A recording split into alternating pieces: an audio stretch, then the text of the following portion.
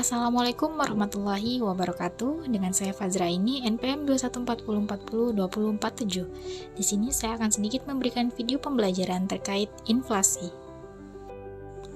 Perlu diketahui bahwa inflasi adalah kenaikan harga barang dan jasa secara umum dan terus-menerus dalam jangka waktu tertentu.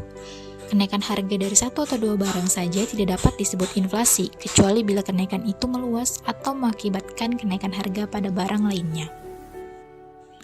Adapun beberapa penyebab dari inflasi, yang pertama, tekanan dari sisi penawaran atau cost push inflation.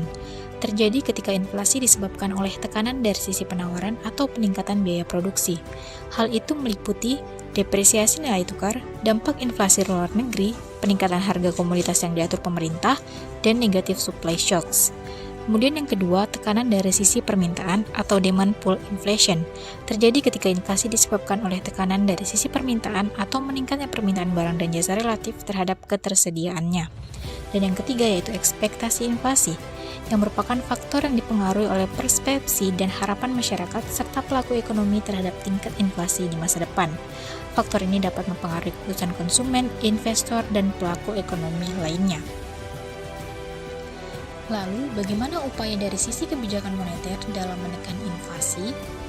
Hal ini tentu merupakan tugas dari Bank Sentral, yaitu Bank Indonesia, melalui beberapa kebijakan moneter, diantaranya 1. Politik diskonto.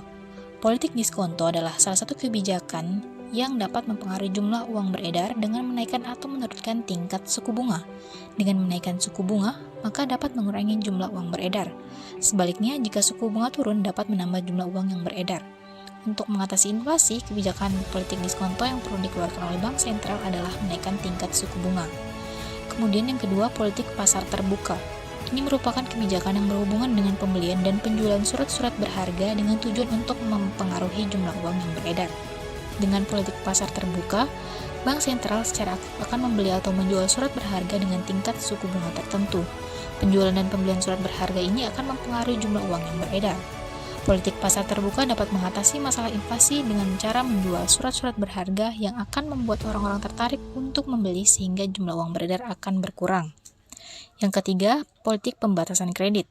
Politik pembatasan kredit adalah kebijakan yang membatasi pinjaman atau pemberian kredit kepada masyarakat. Pembatasan kredit ini tentunya akan berdampak pada jumlah uang yang beredar. Politik pembatasan kredit dapat dilakukan dengan cara memilih atau seleksi dan menentukan mana yang sangat memerlukan. Kredit yang diberikan lebih dahulu ditentukan pembatasan banyaknya kredit atau kuantitas dan sifat kredit atau kualitas. Hal tersebut dapat mempengaruhi peredaran jumlah uang di masyarakat, dengan begitu masalah inflasi pun dapat diatasi. Kemudian ada politik uang ketat. Kebijakan ini merupakan kebijakan yang bertujuan untuk mengurangi jumlah uang yang beredar dengan cara menaikkan suku bunga, menjual surat-surat berharga, dan sebagainya. Dengan berkurangnya jumlah uang yang beredar di masyarakat, inflasi pun akan turun dan harga-harga akan kembali normal. Dan yang kelima yaitu politik cadangan kas. Politik cadangan kas merupakan kebijakan yang berkaitan dengan hubungan antara kas yang dimiliki oleh bank umum dengan pemberian kredit ke masyarakat. Bank sentral dapat menentukan jumlah cadangan kas minimum yang harus ada di bank-bank umum dengan tujuan agar kredit yang diberikan kepada masyarakat dapat dikendalikan.